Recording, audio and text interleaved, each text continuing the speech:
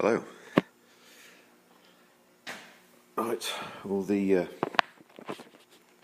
suspension parts now. Finally, after more than a couple of weeks, finally got all the suspension back together. Rear fitted really well. One thing you do to get TIG welding is you tend to get a bit of shrinkage. You're putting a bit more heat into it. You're not putting as much metal, but you are putting a bit more heat into it. So it's kind of has a tendency to move, which is kind of annoying when you've got basically a very complex tubular frame that has to be in about 10 different points, pretty accurate. So it didn't take a huge amount of tweaking, which was better. The last frame I had done, it was a real pain to get back in. This was pretty good. So all the wishbones are on.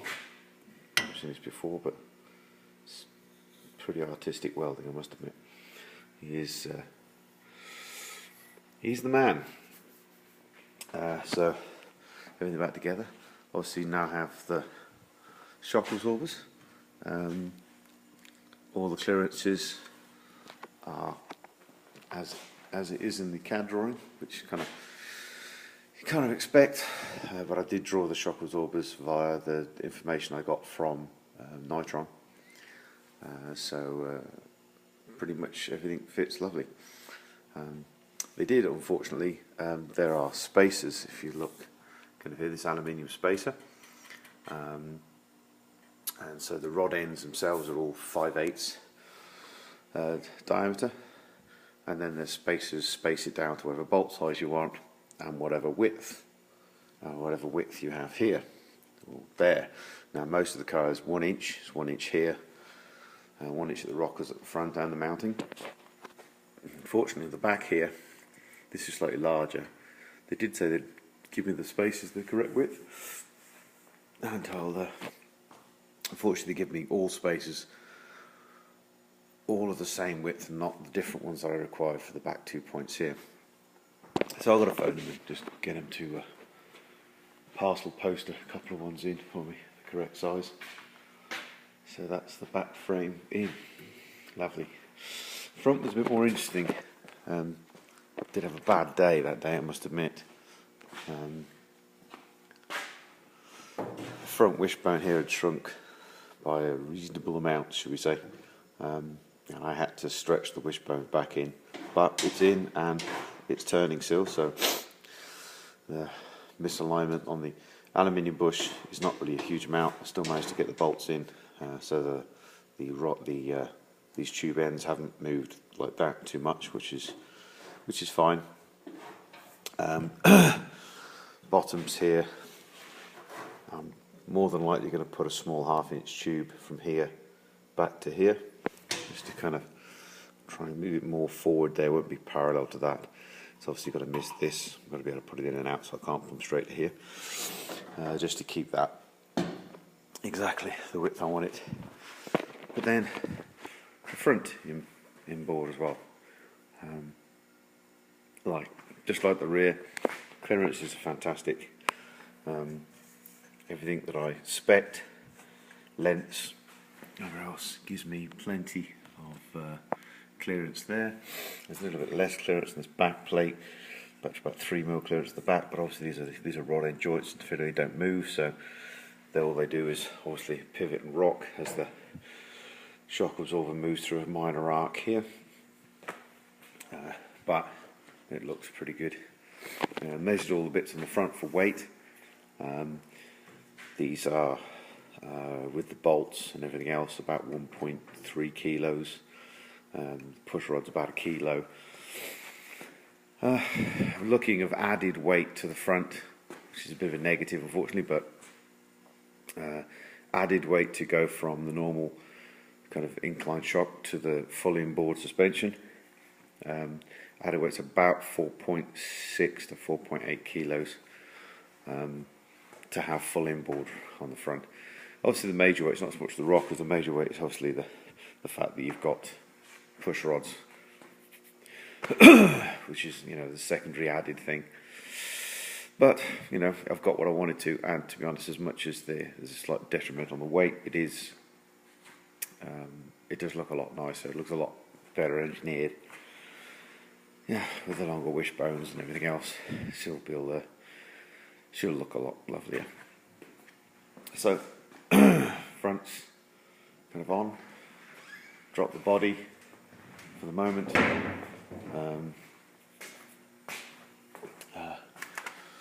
I'll be a couple of minutes down.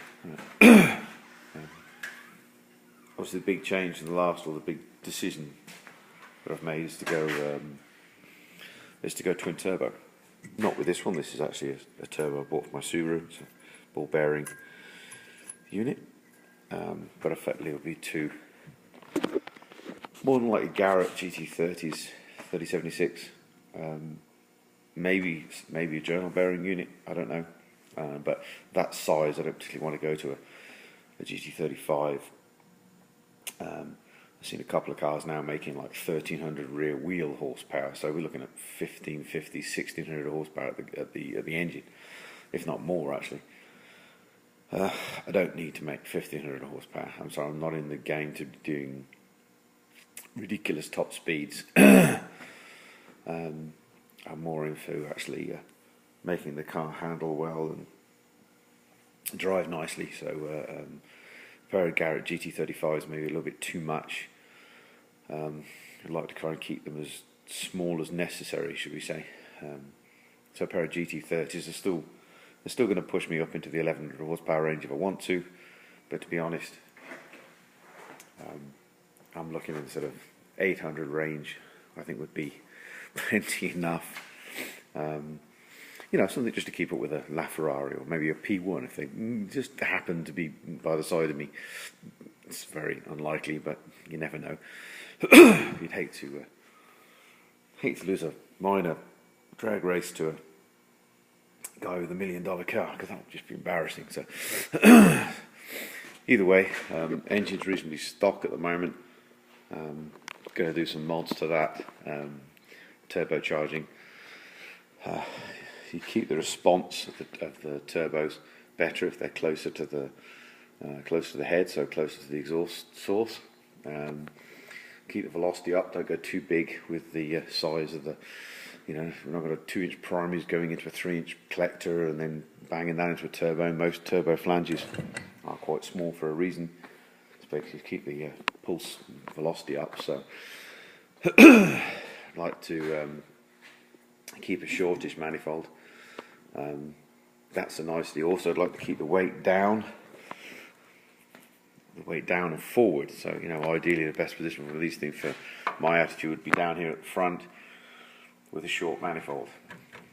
Unfortunately, that's probably not going to happen.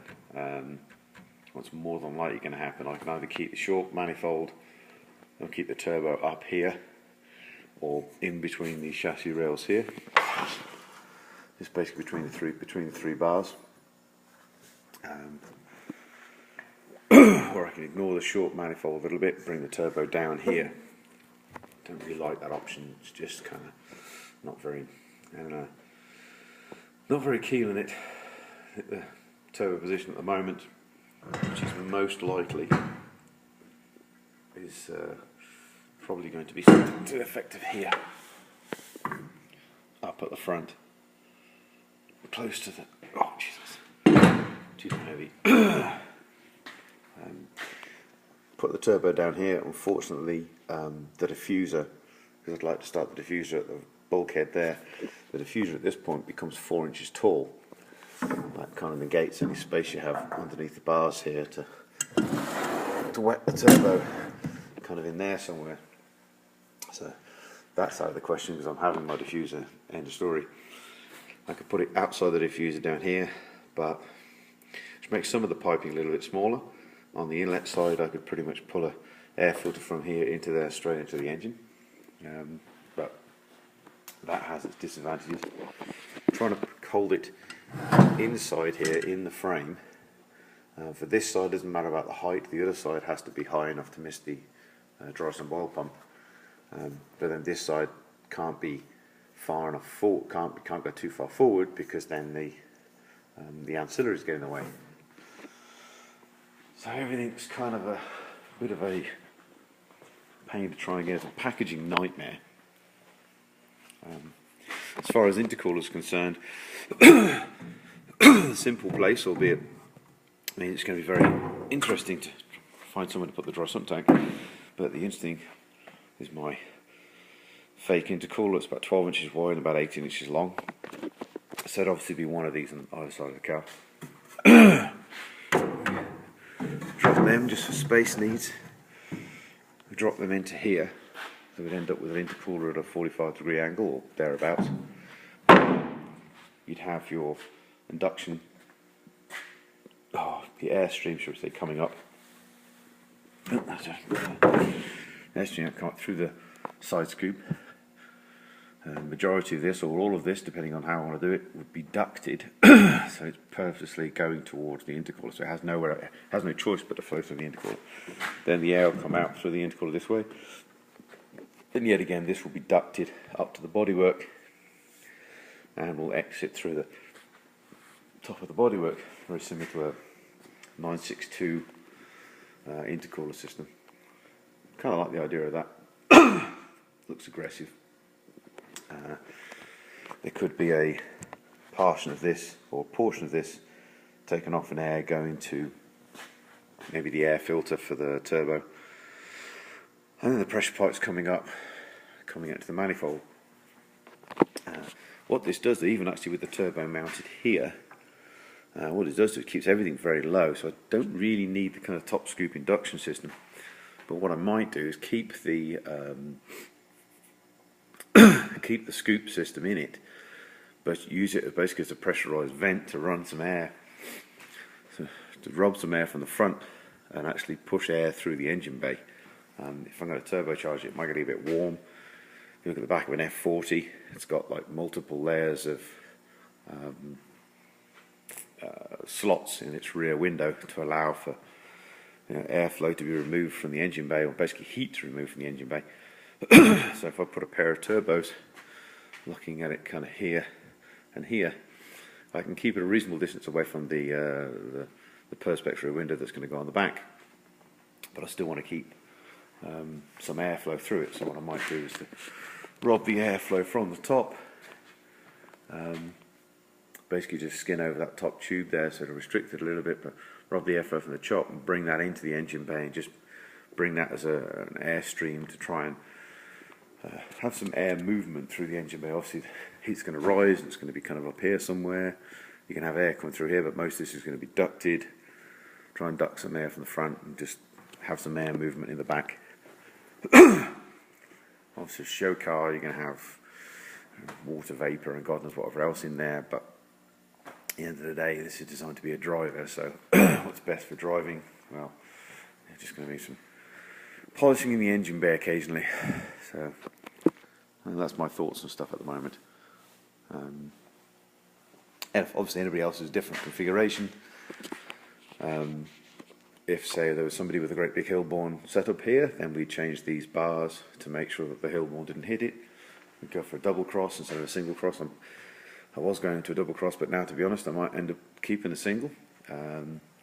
Unfortunately, as far as the modern look's concerned, might end up going in the bin as far as the induction system is concerned, which is a real shame because I was kind of looking forward to going through and building the ITB setup. But one thing I have read in a couple of books now is when the forced air rushes into the inlet manifold, whether it be from the front, right, from the back, wherever, you want a reasonably even distribution from that point to each of the runners.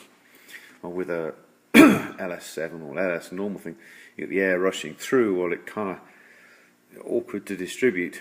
It's not sucking in the day, and you're going from normal aspirated where you're basically sucking and drawing the air into the thing, nothing blown into it.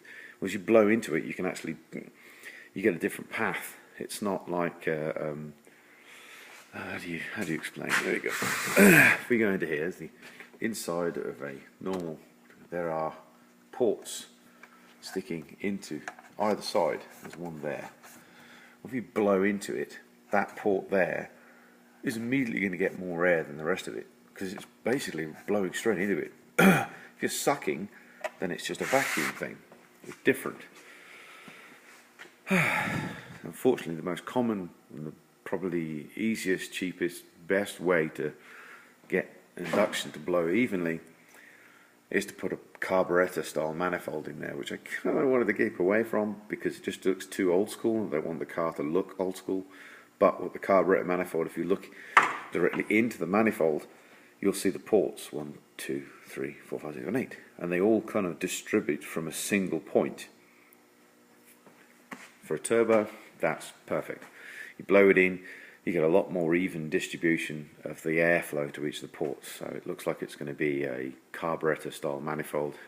To keep the throttle blade as close to the engine as possible, to have the shortest track basically between the throttle blade and the engine and the induction. I'll have the throttle right on top of the carb manifold, and then I'll come off with an elbow on top of that, not necessarily the way. Obviously I've got a reasonable amount of height here, but I don't want to come off too much. But so it'll be inlet manifold, throttle body of some sort.